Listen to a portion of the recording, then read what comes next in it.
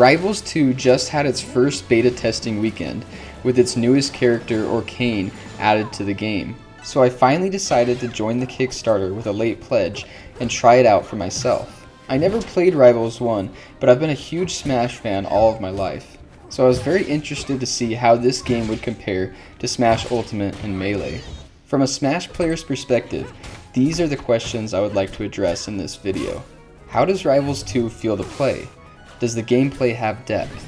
How does the game balance feel? And will Rivals 2 finally be the first Smash killer? Let's go over the first question. So how does Rivals 2 feel to play?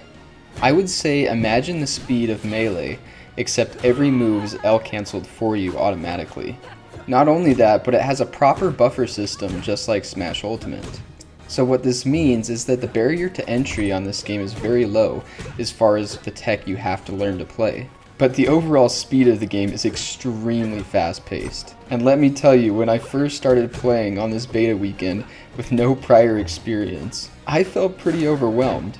People online were coming at me so fast I didn't have a chance to think. And for the first 10 games online, I got absolutely stomped by people. I had to realize that while the game was similar to Smash, it really did bring its own unique mechanics to the table. And once I started to take the time to learn them, I was able to adapt to the speed of the game and enjoy it. It was also around this time in the playtest that I found the first character that really clicked with me. Maypul is either a raccoon or a fox, I'm not exactly sure. You'll have to let me know in the comments. But she's an absolute blast to play. She has an extremely fast dash attack that sets up perfectly into up air combos or into a forward air spike, depending on what you want to go for. She has a bunch of great juggle tools like down tilt and up tilt, and pretty much all of her moves are super good at comboing into each other. Down B sets up this plant that acts as a stage trap that you can use to control the space or extend a combo. And this brings me to my next question, which is, does Rivals 2 have depth? The short answer is yes. There's quite a bit of depth to things like the different options you have to recover, certain moves that allow you to cancel out of them into other moves, and mechanics that are unique to each member of the cast that you'll have to learn if you want to master them. So let's talk about recoveries. When I first started to play Maypul, I thought that her recovery was horrible.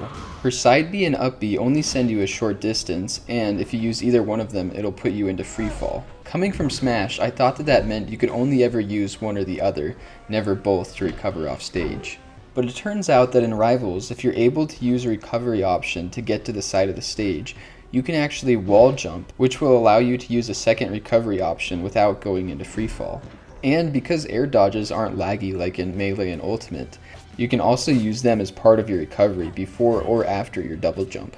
Another aspect of the game that's different from Smash is that you can cancel out of jabs at any time into a tilt attack. If you try to do this in Ultimate, it will force you to continue the jabs or wait. But by giving every character in the game this opportunity, it opens up so many more combo possibilities. I really had fun with this, and it added a lot to my different combo strings. Now let's talk about mechanics that are unique to each of the different characters. With Maypul's neutral B, you can throw a little nut that will create a vine wrapping effect on opponents if it lands. While this is active, you'll be able to tether to them no matter where they are. You can use this in emergency situations to recover, or as other people online demonstrated on me, zoom up to an opponent in the sky for a stylish execution off the top. Krag's iconic move seems to be these boulders that you can pull out of the ground and throw at people, but there's a lot more to this move than just that. With your control stick, you can change the angle that you throw it or the direction. If you hit an opponent with it, you can even re-grab and throw it again. And then, if you hit the block itself with an attack, it'll shoot little bits of debris at your opponent.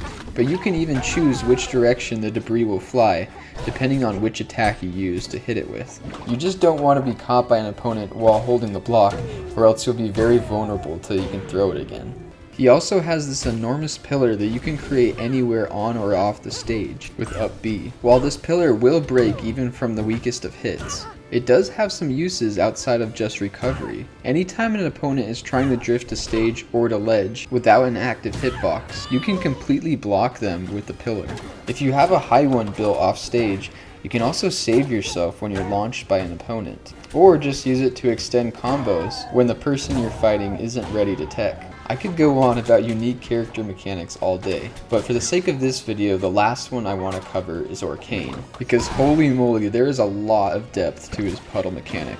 You can create one by launching a droplet of water with neutral B, or dropping one directly below you with down B. Once a puddle is placed, Orcane can teleport to it at any time with up B. It also increases the range and strength of all of his smash attacks if he's standing on top of it. If you press down B while his puddle is out, it'll turn into a bunch of bubbles, which can hit opponents.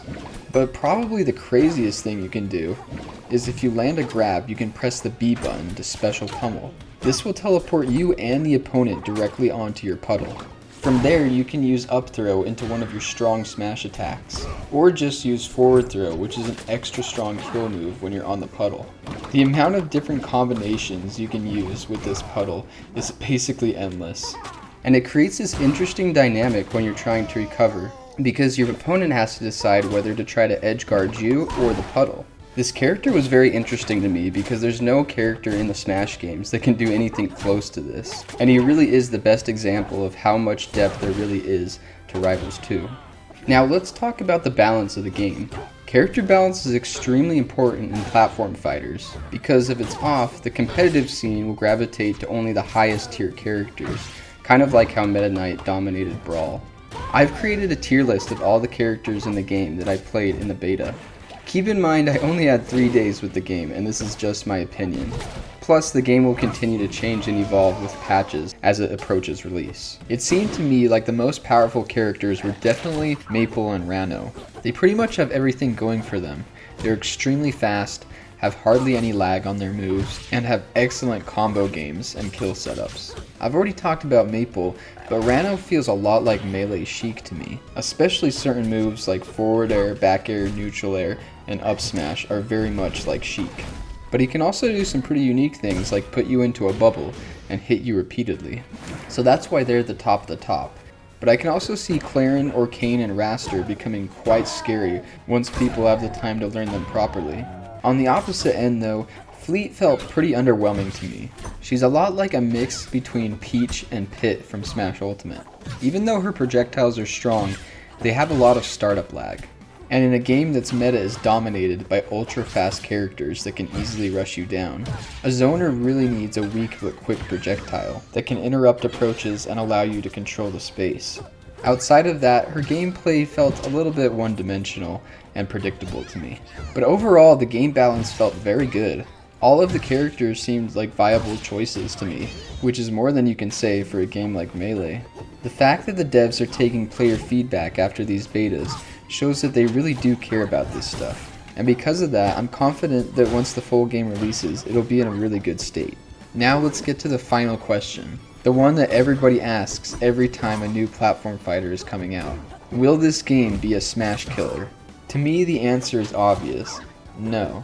Smash is extremely well made and it features a bunch of beloved characters. Ultimate will always have the upper hand on games like this when it comes to roster size, but I do think that Rivals 2 outshines it in gameplay in many ways. It offers faster speed, more movement options, crazier combo potential, and a lot of unique mechanics and depth to its characters. I believe this game will strongly appeal to the competitive side of the Smash community. It has the potential to really become big, and the fact that I played it for 3 days straight and still wanted more by the time the beta was over tells you just how good of a time I had with it. I hope you're as excited for this game as I am, and if you are, the next beta testing weekend starts August 23rd. I'll put the link to the late backer Kickstarter in the description below. Not only is it a ton of fun, but your pledge will help them finish development and continue polishing the game. Before you go, there's one last clip I want to show you. The best person I ran into online was a Zetterburn player, and what he was able to do before the game has even been released was blowing my mind. But before we watch it, I just wanted to invite you to like this video and subscribe to the channel. I'm really looking forward to making more Rivals 2 content, and if you don't want to miss it, make sure you hit the subscribe button and turn on the notification bell.